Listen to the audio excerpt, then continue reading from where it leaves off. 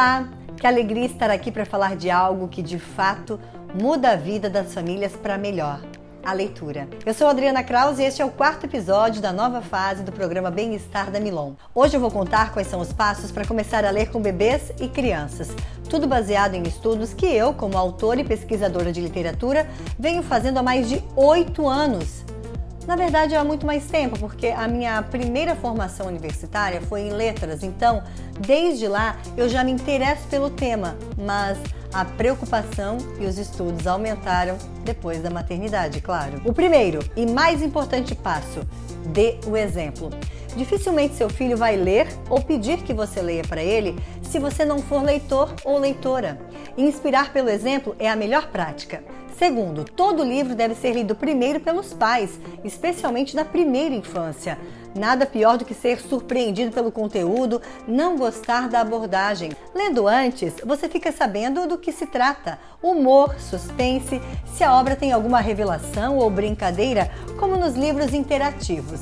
Em Crocodile, por exemplo, a autora pede pra gente inclinar, virar e balançar o livro. Quando for escolher o que ler para criança entre as obras que você tem em casa, prefira aquelas que você gosta. Sabe por quê?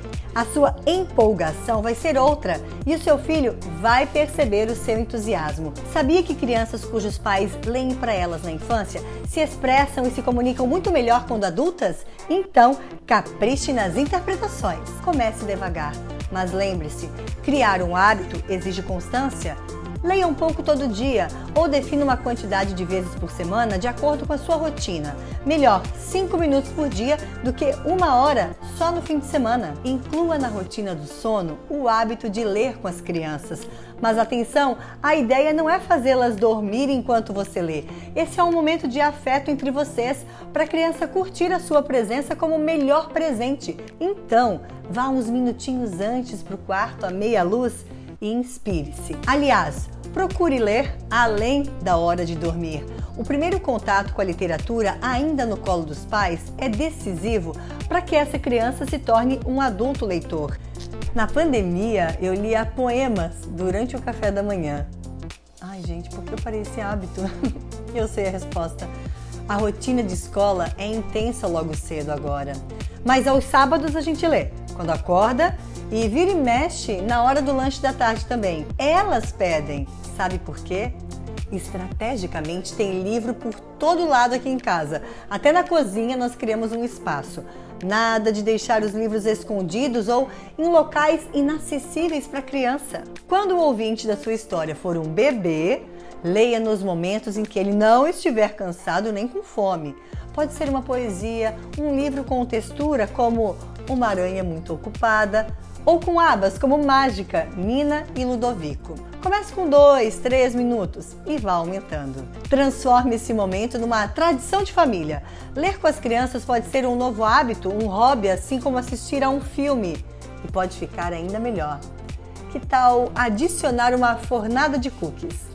Quando o cheirinho tomar conta da casa, a criançada já vai associá-lo à hora da leitura. Lembre-se, seus filhos querem a sua atenção, a sua companhia. Você pode fazer isso tendo o livro como elo. Tá, Adriana, mas tem um jeito certo de ler? Comece a história pela capa. Observe, deixe a criança manusear também, interaja com o livro antes mesmo de abri-lo. Valorize os criadores, diga quem são os ilustradores e escritores, onde eles vivem. Se houver fotos, mostre-as. Sobre a narrativa em si, lembre-se, leia com ritmo e emoção.